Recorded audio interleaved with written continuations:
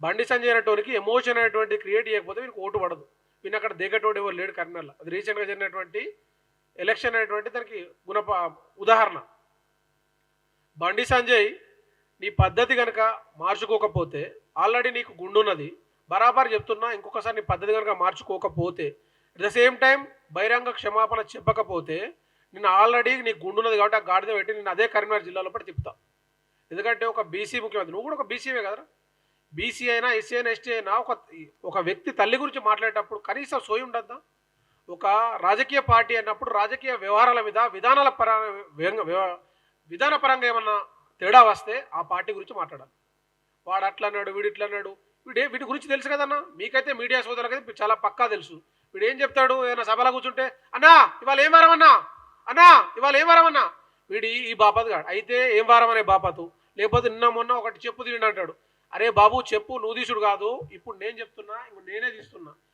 పొన్నం ప్రభాకర్ గౌడ్ మీద నువ్వు చేసిన వాక్యాలకు బహిరంగ క్షమాపణ చెప్పి ఇంకొకసారి జీవితంలో కనుక ఎవరి గురించన్నా పరుష పదార్థాలు వాడితే ఇదే చెప్పుతోటి బరాబర్ అదే కరీంనగర్ అడ్డాల కొడతా.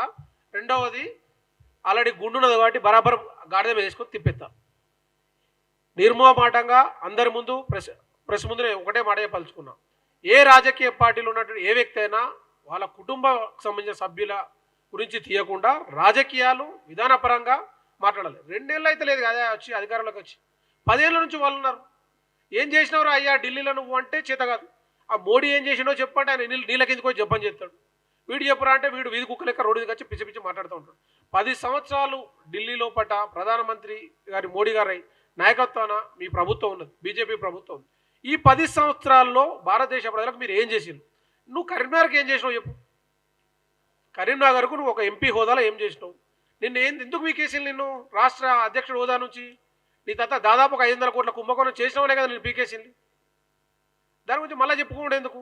సిగ్గుచరం లేకుండా ప్రజా సంకల్ప యాత్ర, నువ్వేదో ధీరుడివి శూరుడివి, నువ్వేదో పెద్ద పొడుస్తావని చెప్పి తిరగడానికి సిగ్గుందా నీకు?